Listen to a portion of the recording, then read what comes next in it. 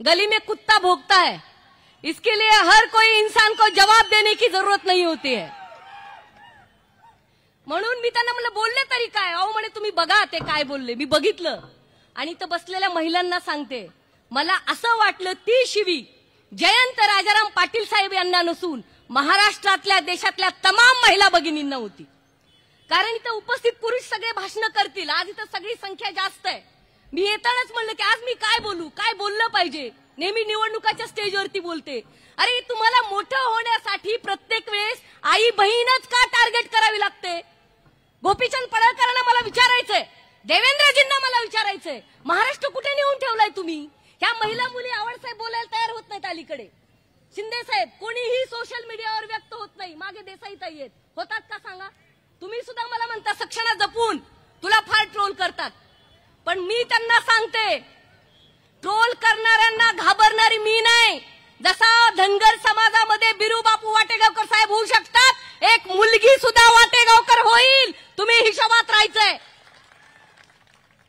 आणि मला बोलताना काही वाटणार नाही या गोष्टीचं, मी कधी कुठल्या गोष्टीसाठी माफी मागत नाही। बोलले एक बार ठोक दिया तो ठोक दिया, बात में पीछे देखने की जरूरत नहीं है। काय हे करा ते करा नाही करत मी, माझं ते मत असतं, माझं वैयक्तिक मत आहे। लय मजबूत आहे माझ्या भीमाचा किल्ला, त्या भीमाने संविधान मला हातात दिलंय, त्या संविधानाची ताकद, छत्रपतींच्या हिरकणीची ताकद, पुण्यश्लोक अहिल्यादेवीचा आत्ताच अविनाशने उल्लेख केला, त्या अहिल्यादेवींनी फक्त माहेश्वर, इंदोर आणि तुमच्या चौंडीमध्ये काम केलेलं नाही। मला अभिमान आहे, सेतू हिमाचल, जम्मू पासून ते काश्मीर पर्यंत, आसाम पासून ते महाराष्ट्रापर्यंत अहिल्यादेवींचं काम आहे। हे शिकवलं अहिल्यादेवींनी। आम्ही चांग भलं रे चांग भलं म्हणतो, रोहित दादा चांग भलं म्हणजे आधी तुमचं चांग भलं उद्या, मग माझं चांग भलं उद्या। अशा समाजातले आम्ही लोक आहेत।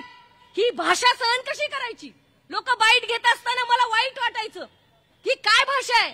लोकांनी घोषणा दिल्या अमर रहे राजाराम बापू अमर रहे, मला सूचना करायच्या तरुणांना, अरे अमर रहे बापू तर अमर आहेतच, परंतु स्वर्गीय कुसुमताई राजाराम बापू पाटील अमर रहे ही घोषणा द्या। तुम्ही नेहमी जयघोष करताना आज घटस्थापना होते, नवरात्रीचा उत्सव होतोय, कशाला करता हो नवरात्र? तुम्हाला आई बहिणींची किंमत नाही, आई बहिणीचा इज्जत नाही, कशाची नवरात्र करता तुम्ही? एका महिलेला ढकलून द्यायचं, एका महिलेची सगळी वस्त्र हरण करायचे, चारित्र्य हनन करायचं, कशाची करता तुम्ही नवरात्र? सवाल आहे माझा त्या गोपीचंद पडळकरला, माणिकचंदला, त्या तू आमदार हो, उद्या भविष्यात मंत्री हो, आणि तुझी ती ट्रोलर गँग मला फोन करत होते, काय बोलू नका बघा, असे खूप आडवे करून पुढे जाणारी मुलगी आहे मी। आमचा इतिहास आहे, टोपे साहेब, आव्हाड साहेब, अटके पार झेंड्याचा अटक हे अफगाणिस्तानमध्ये आहे, आणि त्या अटक किल्ल्यावरती आमच्या मल्हारा होळकरांनी झेंडा फडकावलाय, त्यामुळे आम्ही घाबरणारे नाहीत। आज जी टीका माननीय जयंत पाटील साहेबांवरती झाली आहे त्याचा निषेध तर मी करतेच, परंतु त्याचं उत्तर सुद्धा आम्ही द्यायला आलेलो आहे। मी काय माननीय जयंत पाटील साहेबांसोबत काम केलेलं आहे, त्यांच्या अध्यक्षतेखाली 7.5 वर्ष मी प्रदेश अध्यक्ष म्हणून काम केले, मला त्यांचा स्वभाव माहिती आहे। मला त्यांनी सांगितलं होतं, सक्षणा तुझे वडील आजारी आहेत, आव्हाड साहेब माझे वडील आजारी आहेत, अश्विनी हॉस्पिटलमध्ये आहेत, ऍडमिट आहेत, डॉक्टर अनुपम शहा त्याच्यावरती लंके साहेब ट्रीटमेंट करतायत, पण माझे वडील माझे अण्णा मला म्हणले, सक्षणा तू थांबू नको, जा, ही भाषा योग्य नाही, मी तुला राजकारणामध्ये ठीक आहे, आपला वारसा नाही, आपला पिंड नाही, पण तू जा, जे चूक आहे त्याला चूक मान, याच्यासाठीच मी तुला राजकारणात पाठवलेलं आहे, आणि म्हणून मी इथं उपस्थित आहे। तुम्हाला सांगते, तुम्ही रामाचा श्री रामचंद्र प्रभू म्हणता, अरे सीतेचा का करत नाही तुम्ही? भारतीय जनता पार्टीला विचारायचंय। म्हणून संतांनी म्हणलंय, राम म्हणू राम नाही, नाही सीतेच्या तोलाचा, राम म्हणू राम नाही, नाही सीतेच्या तोलाचा, सीता माई हिरकणी, राम हलक्या दिलाचा।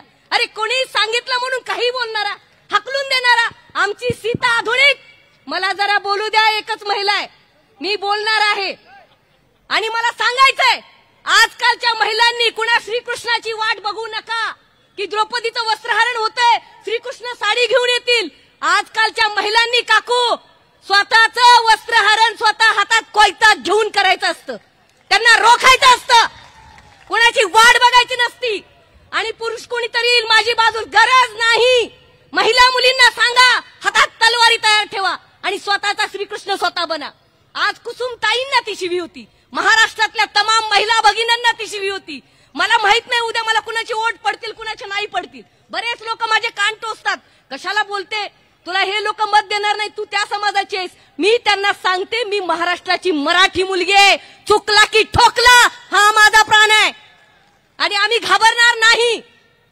मराठवाड्यातून येते, मराठवाड्याची माती तुम्हाला माहित आहे, हॉट आहे तर हॉट आहे. आम्ही हॉटच लोक आहेत.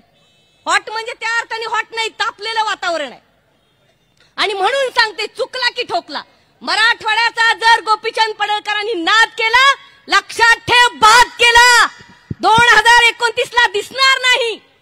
आणि हे फक्त सांगते, धाराशिव मध्ये पाऊल ठेव. पहिली रोखणारी मुलगी सक्षणात सलगर असेल, कारण तुला माफी मागावी लागेल. चुकीला माफी नाही, राजकारण गेलं चुलीत. महिला मुलींची आबरू वेशीवर टांगत असेल, महिलांनी तुम्ही बोललं पाहिजे. घरच्यांची सुद्धा काळजी करू नका. आज तुमची लखत रेशीवर टांगली जात आहेत. महाराष्ट्रामध्ये बीजेपीला हे मान्य आहे का? तुम्ही भारत माता म्हणता, कशाला भारत माता म्हणता? स्त्रीचा तुम्हाला सन्मान नाही.